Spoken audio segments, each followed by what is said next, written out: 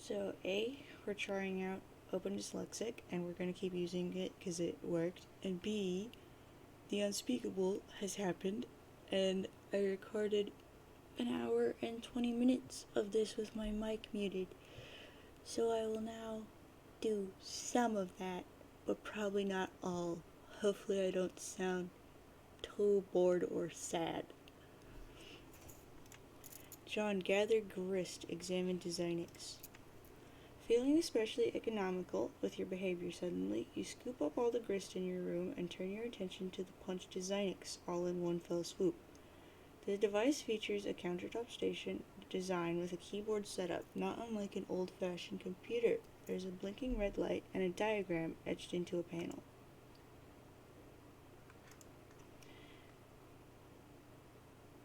Dave says, "Okay, wait, hold on. Why am I getting this stupid game for you? You're the one who should be wrist deep in puppet butt." And Rose says, "What is the specific problem?"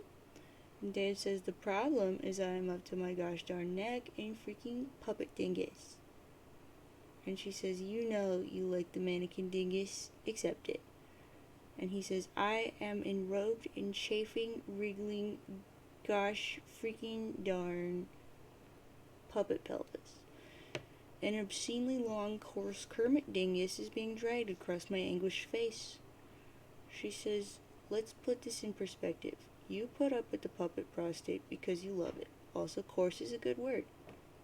He says, "You don't seem to harbor any sympathy for the fact that I've burrowed frick deep into lively, fluffy Muppet buttock. I am writhing in the terrible cyclone at the epicenter of my own personal holocaust of twitching foam noses. It's like a freaking apocalypse of perky proboscis here, like the proboscalypse, I guess." And she says, "Are you gonna start rapping about this?" He says, "What? No? Wait, oh my gosh. What? No? No, listen." She says, "Prong of flesh, bereft of home, found solace twixt a cleft of foam." And he says, "No, oh gosh." And she says, "Of apocalypse your thoughts eclipse a painted pair of parted lips that dare through kiss to stir the air, that teases tufts of orange hair, and through faces flush in lovers' fits, hands snug in plush as gloves befit." And Dave says, "Oh, Dickinson, if you can shut your perfumey trap for half a second, this is serious.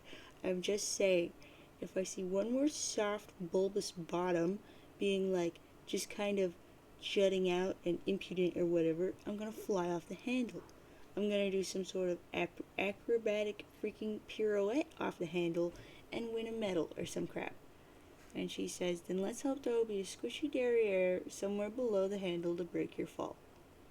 John, observe back of the first visible capture log card. You flip over the top card containing your pogo ride. Anytime you've capture logged something, a new code appears on the back of the card. You've always wondered what that code was for. Dang, these things are hard to read, but then you've never really found any reason to decipher them. Until now, perhaps? John, examine the reverse side of Hammer card in Strife Specubus. Looks like cards from your Strife deck have codes too. John, enter capture code as seen on back of Pogo Ride card. You enter the code DQMMJLEK into the keyboard. At least you think that's what the code is. The red light switches off. A green light begins blinking. John, insert card. Punch. John, type in NZ7UN6BI. In the interest of due diligence, you enter the other code and repeat the process with that card too. Both cards are now punched with different hole patterns. John, attempt to retrieve the pogo from card.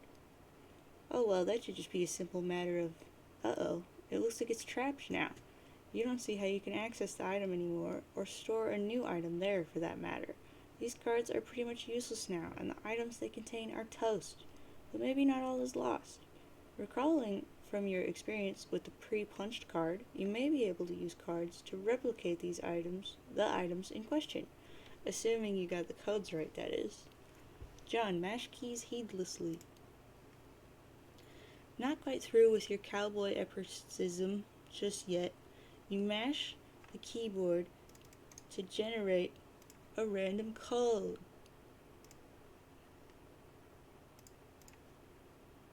Empiricism. Empiricism. You enter. The design stops you after 8 characters, which appears to be the maximum length for a code. The green light goes on, signaling its readiness for a card. You figure you might as well burn the shaving cream since the product is not exactly at a premium in your household. You also figure you might as well merge the 2 cans onto 1 card. You're a little sad that your dad isn't around for this. You have a feeling he would get a real kick out of the idea of duplicating more shaving cream. You punch the card with a pattern that is in no way related to the code the item contains.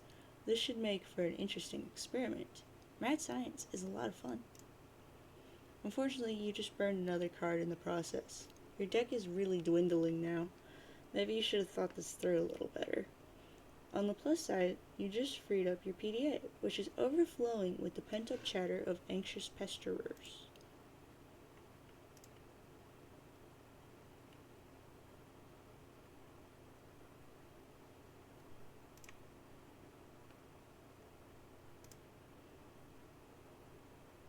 John, answer your chums. Dave says, puppets, awesome. That's really all there is to say on the matter. And then he changed his mood to rancorous.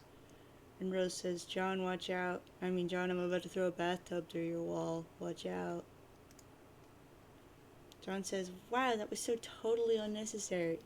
And Rose says, I made a shortcut upstairs. I thought it would be a good idea to get up there and try the cards as soon as possible. Also, you weren't being terribly responsive. John says, you mean these stairs? Man, look at these crappy stairs. They're so narrow. How am I supposed to climb those? And she says, they're perfectly navigable. I'm saving on grist for now. If you keep slaying foes, collecting grist, and expanding the cash limit, we may not need to be so economical with our resources in the future. John says, why didn't you just build a way up through the hole in my dad's roof? And she says, have you ever been there? He says, no. And she says, exactly. And he says, huh? And she says, I'd rather not get sidetracked. I'm more interested in further exploring the mechanics of the game than watching you discover what sort of outlandish harlequin decor your father keeps in his room. And Dave says, oh, come on, what's the big deal? I'll just climb up and go right through. And she says, will you? And he's like, yeah, why not? And she says, are you saying you've never wondered what's in there? Or why it's been kept a secret from you? And he says, well, yeah. And she says, then trust me, you won't be going right on through. And he says, wait, are you saying there's something like troubling in there? And she says, I don't know. He says, what do you mean? What do you see in there? And she says, I can't see in there. He said, oh. And she says, but I don't have a very good feeling about it. And he says, whatever. I think we can handle a few more stupid clown paintings. I think I can handle. Rose, move punched cards to John's room. Rose drags some crooksite dowels up to John's room. John, collect grist. Examine safe. You swoop up the bountiful supply of grist generated by your co-player's recent exploits. From now on, it will probably go without saying that you'll nab any grist lying around without making a big fuss over it. You check out the busted safe, which has made a noble sacrifice in battle. Some of your father's odds and ends have spilled out, including some old newspaper clippings and 2 rather hefty tomes. It's a fair bet that these books comprise at least half the weight of the safe. John, examine Family Tome of Humor. It's another copy of Colonel Sassacre's daunting text of magical frivolity and practical japery. This one looks really old, perhaps an original printing. Could it be the same one involved with your grandmother's unfortunate accident on that fateful day? Dad would never speak a word of it, but maybe Nana wouldn't be so tight-lipped. You give it a cursory perusal. It appears to be similar to your reprinting, listing all the shapes and chicanery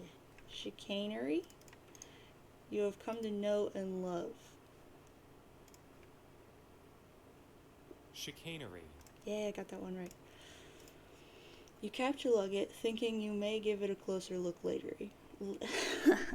Later. John, examine contents of safe. The Fatherly Gent's Shaving Almanac. You take a look at the other book. You're sure your dad thought this was a scintillating read, but it looks pretty boring to you. Maybe you'll crack into it someday when you're old enough to shave. Everything in this safe was obviously very important to your father. You wonder why he kept it locked away from you?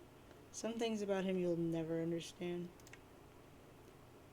It seems he's been collecting scraps from the news over the years. These articles go back decades. Meteors, Crocker facility leveled, and then on April 13th, aka 413, of the Common Hornographer says space rock knocks local burbs block off. Populace oblivious to broader significance of events, assuming there is any, which there definitely isn't. Shortly after 4 a.m. today, a downpour of meteors in a residential neighborhood became yet another instance in a pattern of recent rocky cosmological phenomena. The incident, aside from property damage and loss of life, was downplayed by authorities as not all that big of a deal. John, look at the piece of paper taped to the wall. Son, if you are reading this, it means you are now strong enough to lift the safe. You are now a man. As such, you are entitled to what is inside. I know you will take this responsibility seriously. I am so proud of you. John, turn the card over. 24913. You guess this is the combination of the safe. This is completely useless. John, examine back of captchalogue card on the floor. You guess these are all zeros, or are they capital O's? Zeros would probably make more sense for an empty card, you think? John, captchalogue the card. John, enter code on back of the card into Designix. John, punch card. Rose says, wait, John, before you punch that... Oh, I was about to say, if you first took note of the code, then removed the card from the card, you could have punched the blank one. You would have only burned one card instead of two. And John says, oh yeah, you're right. Dang it. John, throw hat down in disgust. John, captchalogue punched captchalogue card. Sweet catch. What? John, take PDA. The 2 card Skilledex. Inventory of dumb butts. John, level up. He went fidgety bopper, ankle biter, champ fry, to pesky urchin. And his gel viscosity, cash limit, and man grit all went up. Colonel Sassacre, level up for slaying the imp. The Colonel soars to new heights of his etch ladder, reaching the rung one-man julep vacuum and pockets 9,550 boon dollars. Chump change for the genteel, aristocratic southern colonel. Bathtub, level up for slaying imp. The bathtub surges heroically and surpasses the rung Archimedes' aqua cradle, proceeding directly to the vaunted rung Taft Jammer. The tub makes off with a cool 490 boon dollars. The tub's basin capacity remains unaffected. Safe, level up for slaying the imp. The safe was slain in battle. A great flaming nautical pyre carries it off to Valhalla. John, make your way up those stairs post-haste. You're not sure. They look pretty precarious to you, but you've been assured the stairs are perfectly navigable. Lad scramble. Lousy gosh darn stupid stairs. Dave, ignore Lil Cal and find the beta. You wander over to the place where your bro keeps his sweet turntable gear. Man, that setup is sweet. You feel pangs of jealousy whenever you walk by it. Really cool jealousy, though. Like the kind where instead of getting all worked up about it, you don't actually give a crap. One of your brother's rad and extremely expensive ninja swords is missing, though. You know this drill all too well. Trouble's a brewing. Dave, take expensive ninja sword. What sword? Dave, exit your bro's room. You approach the exit. There's something on the door you haven't seen before. Looks like one of your bro's ironic comics he left for you to check out. What have I done? Animal? Please start breathing. Oh gosh, please breathe. Ha. Okay. Make believe time is over. Oh gosh, oh gosh, oh gosh, oh gosh, oh gosh. What will Nanny do to me if she finds out? No one can ever know. I have to hide the body, but where? Think, imagination. Ah, the one time I really need you. Click. Hello, Rolf. I want to play a game.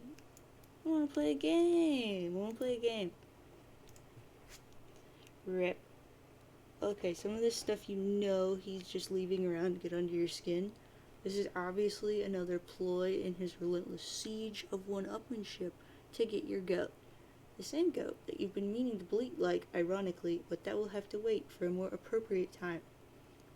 You think he knows that deep down, you feel like you're still not ironic enough to get stuff like this. And this is probably some weird gauntlet he's throwing down to see if you will get it. But honestly, you think this material is just a little too ironic. You don't need to see this crap right now. Dave, go into the kitchen. No sign of bro in here either. Well, aside from the absurd quantity of awesome, dangerous stuff he leaves lying around. Dave, transfer katana to strive specubus. With an escalating sense of threat, you think it's time you shift 9, your katana 9 to your specubus. You figure it's better to free up the card anyway, since you might need to grab some of this stuff. Dave, set blender to mix. You guess bro stuck some fake blood capsules in that puppet? Pretty gross.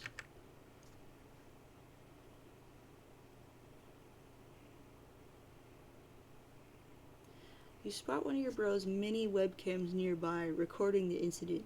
It seems he may have just been an unwitting accessory to some sort of grisly puppet snuff film. You're not totally sure how you feel about that. Dave, capture log Buster's sword from behind microwave. This might be the only thing in the whole apartment that's a bigger piece of crap than your own sword. You put it back behind the microwave where it belongs. Dave, set blender to crush ice. It's just sort of bouncing around in there. You're making a bit of a mess now.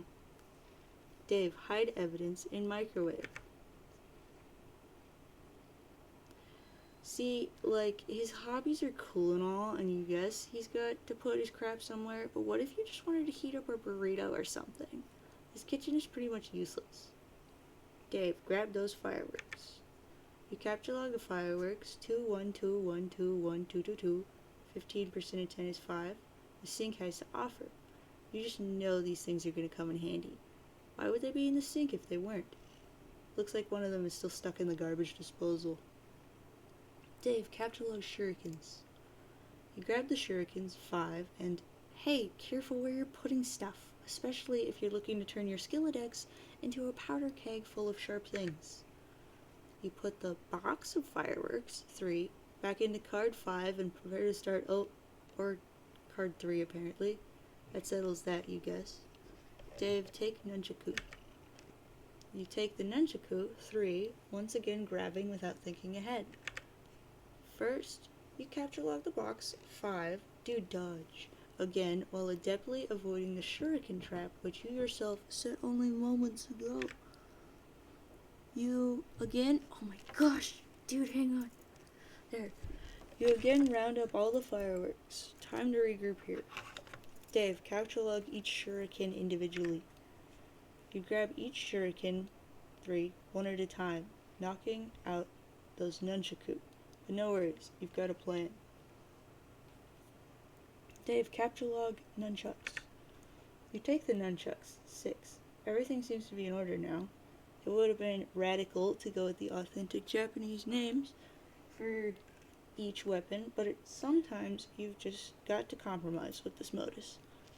Dave, examine fetch modus. You flip over your fetch modus and check out the back. You're not really sure where it is you've been keeping this thing. Oh well, who cares? Dave, press eject button.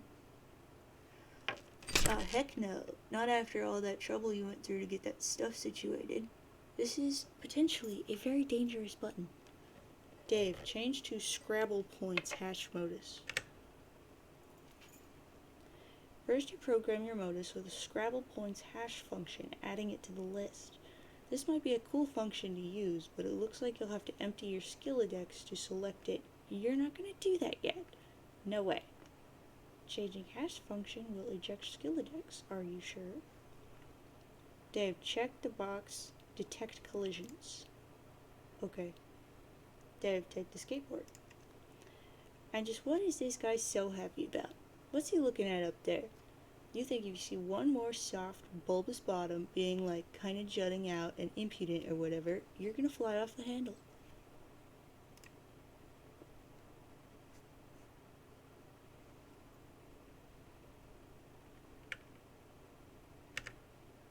Take the skateboard. 6. Actually, no you don't. A collision has been detected. You take the wheeled ride. 7. Man, your inventory's nomenclature is getting lamer by the minute. Dave, capture log the unplugged power cord. You take the power cord. 5. Wait, no, not gonna work. Dave, think of a new word for power cord. You take the battery pack. 8. Dang it. You take the battery pack. 9, using the Y as a consonant. Your Skillidex reluctantly accepts. It's a tactic notoriously employed by hashmap noobs, but you just don't care about that now. Besides, it's not like your bros around to see.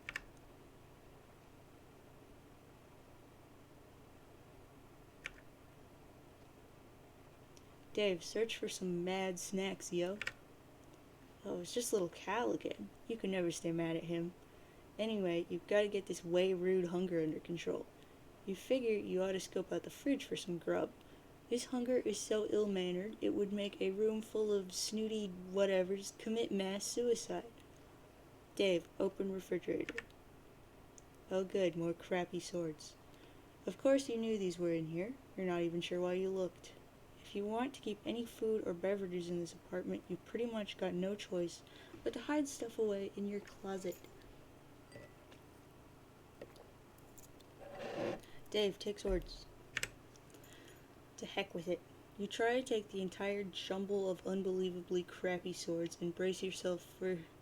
Look like that works, actually. 2. You capture log the jumble of unbelievably crappy swords. Dave, use Ice Maker. It's still hot around here. You dispense several cherry bombs.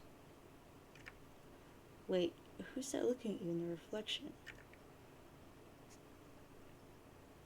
Where'd the little dude scamper off to this time? Dave, capture log cherry bombs. You go for the cherry bombs. 9, unsuccessfully. After mulling it over a bit, you take the red spherical salutes. 1. Dave, take blender. Blender, 2, is a pretty simple word, and you can already tell it's not going to work. Instead, you take the whirling blade pitcher. 4. That's really a much better name for it anyway, you think. Dave, activate garbage disposal. Dave, stuff down Mr. Purple Guy into the garbage disposal.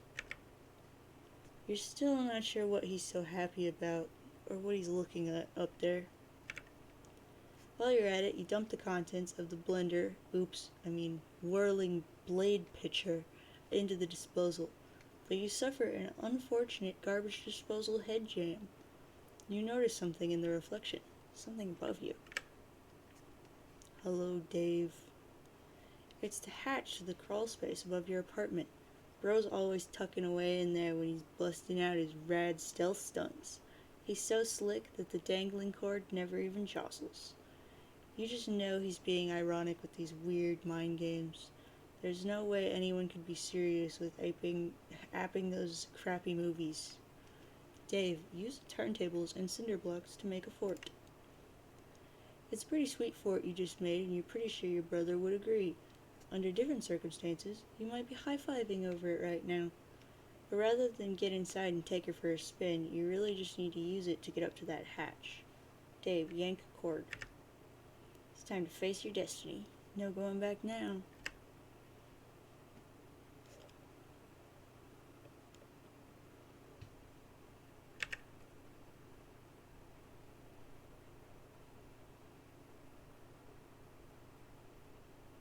Squish.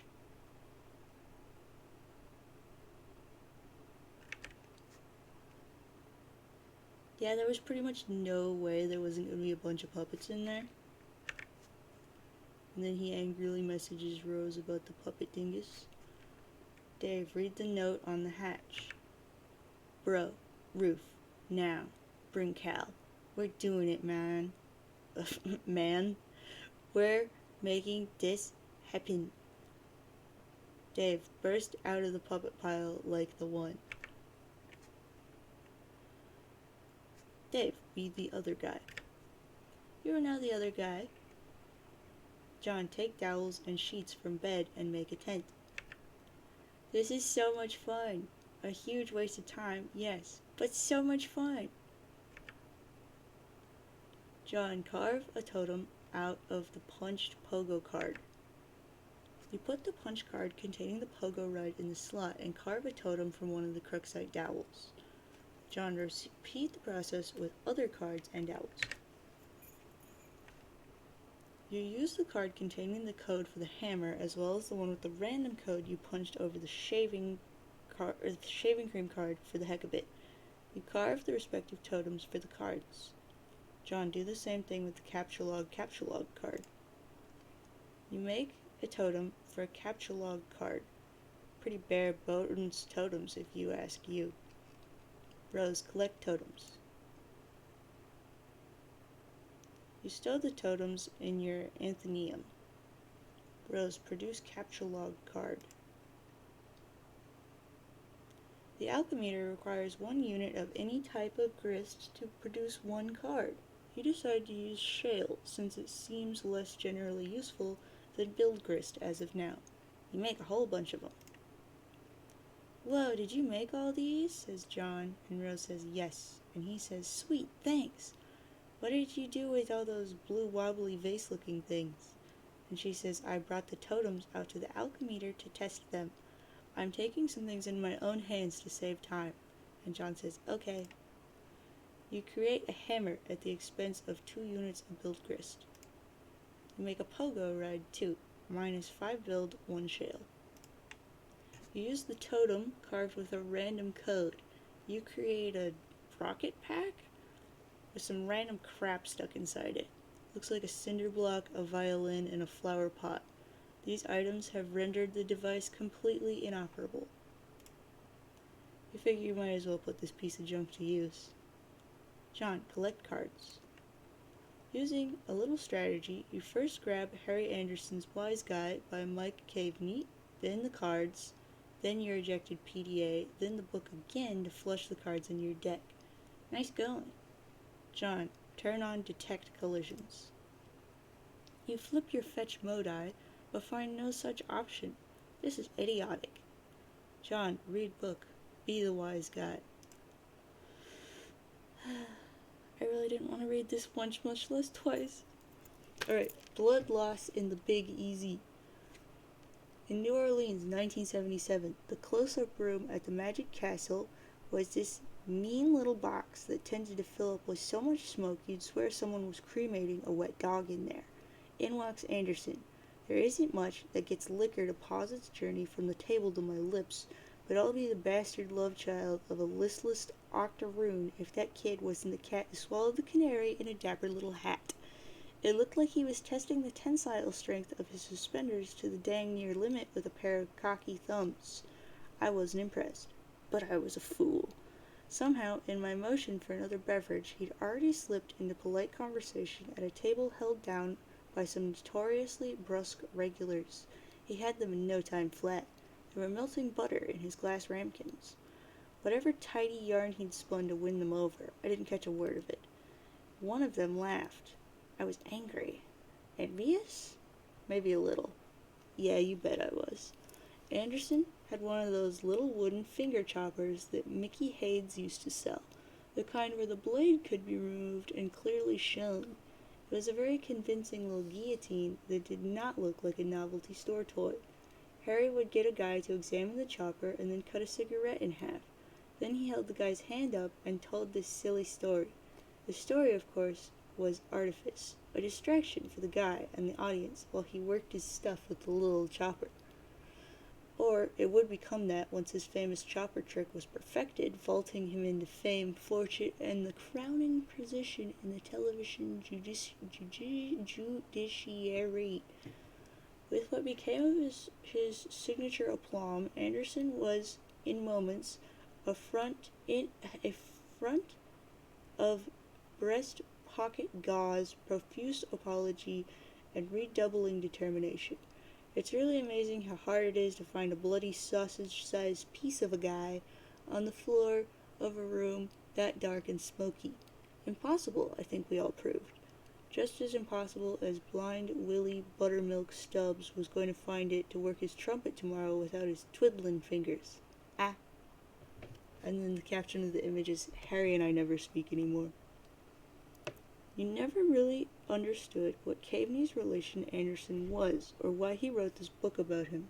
His ambivalent attitude towards your favorite magician in these anecdotes always struck you as a little weird, and to be honest, you tend not to read much of the text in the book. You mostly like to look at the diagrams for all the cool tricks. Here is a perfect example of how Harry could ruin several decks of cards, waste everyone's valuable time, and have you love him for it. He was good at that. Oh, it's the A-hole in the ace hole, aka the A-hole trick. One day he noisily emptied his suit jacket pocket onto the hood of his car in search of change for the meter. A clunky metal thing slid from the pile and bounced on the sidewalk. As I retrieved it for him, I asked what he was doing with a hole puncher in his pocket. His face lit up at the question like he was an elf, and I asked him how he felt about climbing into the hollow of a big tree to bake some cookies or something. The 2-foot 6-inch height difference between us causes these comparisons to enter my mind. A small crowd had already gathered around even before he produced the first pack of unmolested cards. How people seem to gather, and how they even know a street performance is about to take place, I'll never know. It's perhaps Anderson's greatest trick, luring the marks like that. I wanted to ask if he was sure about this, performing in broad daylight. He was used to working in dark rooms. It was usually the first thing out of his mind when he would start a trick. I'm really more accustomed to working in a darker room than this. But Harry was excited, and had already butchered the first deck of cards with a hole puncher, and issued the first round of apologies to the crowd. These were like the primer apologies, the sort that got these folks loosened up a bit before the 7-course meal of ingratitude. I still got it wrong. Ingratitude that would inevitably follow. He asked me for a fresh deck of cards, and I gave him one. The principle behind the trick, in theory, as he explained to me later, was to punch holes in what appeared to be one card, but was in fact 2 cards or more together, hence the difficulty he often had in squeezing the puncher with his little elfish hands. Then using some coy maneuvers with his thumb, temporarily concealing the hole while he slid the card beneath it with his palm, the hole would seem to disappear or move to another part of the card. Oh yeah, that's right, the old hole in the ace trick. Interestingly enough, pertaining to punching holes in cards and making them disappear and stuff. Your hands were never really strong enough to make this one work all that well either. But actually, this gives you an idea. You overlap 2 of the punched cards. They mask each other's hole patterns. Put both cards in the totem lathe. You carve another totem using the new combined hole pattern. John, take it to the alchemeter. Oh man, looks like Rose made 1,000,000 hammers for some reason. Get all this crap out of the way, you're about to make something sweet. Which costs 10 build and 16 shale. You got the pogo hammer. John, practice with new weapon. Boing, boing, boing, boing.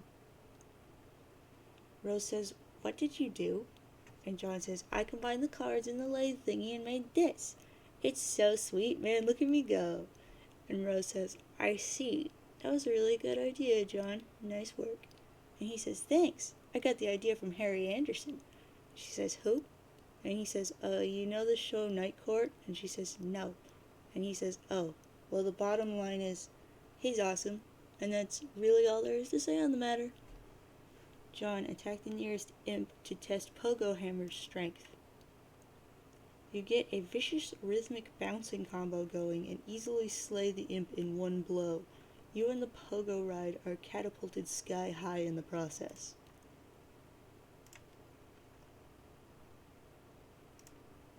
Sweet catch.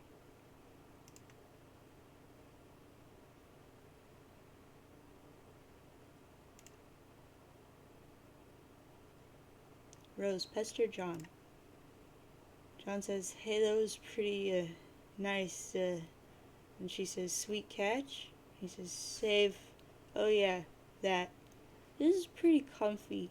Why don't you just, carry the bed around with me on it, up to the gate up there?" And she says, "I can't interact with you directly or anything that you're touching if it will result in moving you. See?" And he says, "Oh, lame." She says, "The game probably regards that as a kind of cheating. In a way, thieving you of your free will as an adventurer and the need to advance by your own skill and ingenuity. The server player is just a facilitator." And he says, "Well, okay. All that scurrying around kind of wore me out. I think I'm gonna rest here for a bit. Rose, can you keep the imps at bay? Drop some stuff on them if they sneak too close?" And she says, "No, you should pick up your hammer and defend yourself." And he says, "What? Come on." And she says, "I have no idea what the heck Dave is up to or if he's any closer to recovering the game. There's some stuff I'd like to try in case he doesn't come through." And he goes, "Oh, alright. I'm just gonna rest my eyes here a second, though." Sound. John. Sleep.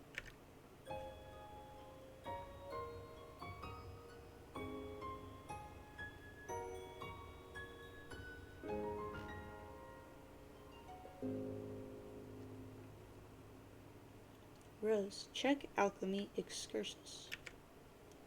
This is looks like a sort of index documenting all the known results for punch card alchemy combinations. This could be a convenient resource as you start to stumble on more useful card combinations. But ever since John started punching cards, you've been contemplating other ways this item manufacturing system could be put to use. In particular, if you obtain the code for any item at your disposal, you think you could theoretically send the code to John and he could make it himself. That is, if you can think of anything that would be worth sending to him. Rose, capture log spub server CD. Spurb server CD.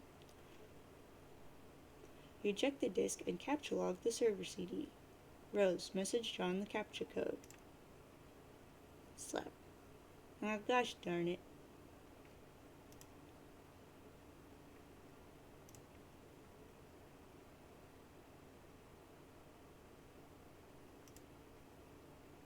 Facepalm ×2 combo. Sound. John, wake up.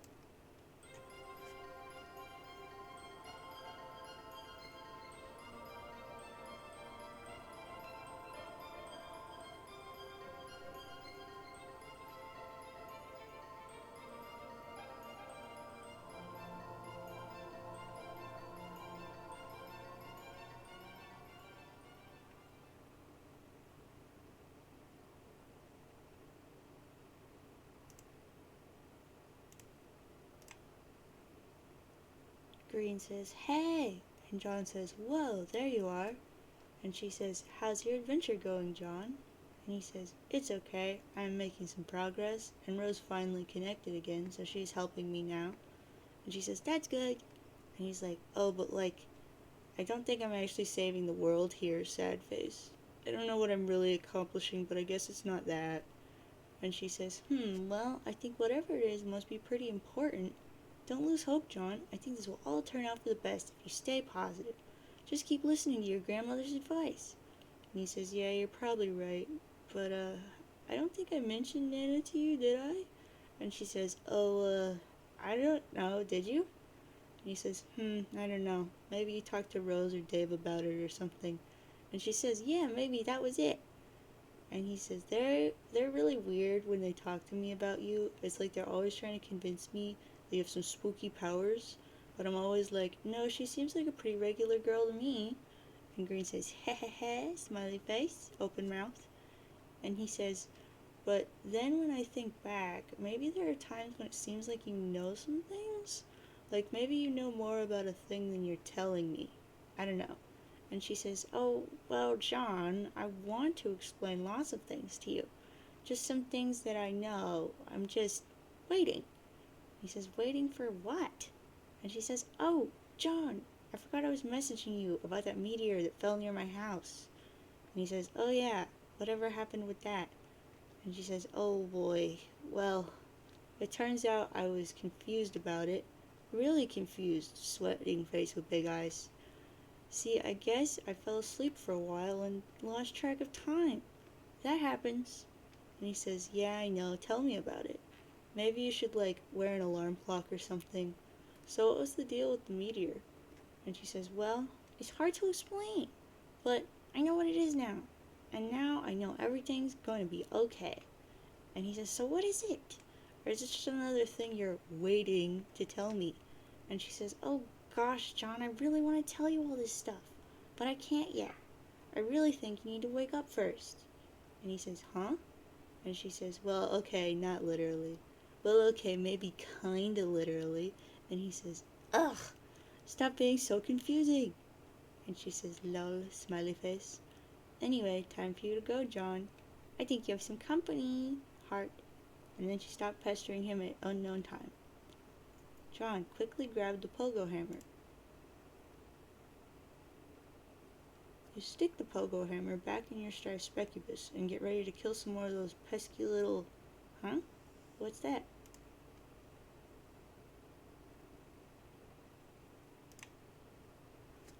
Rose ceased pestering him, and he says, Rose, why aren't you dropping something on that thing? Oh no! Sad face with open mouth. John, be the imp. You be the imp and quickly abscond the frick out of there. This is what weaker adversaries do whenever things get a little too hot to handle, which is frequently. John, prepare for a boss battle. You stop being the imp because that was stupid, and scurry over to your magic chest before you suddenly remembered was on the roof. There are some things in here that would be good to stock up on for a major battle, but it looks like someone has plundered your chest. That is so outrageous.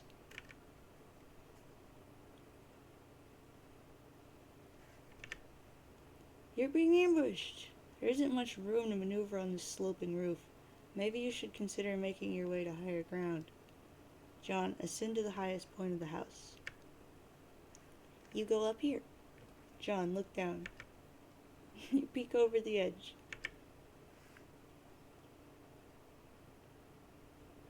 It already seems like a long way down to your yard, not even to speak of whatever's below.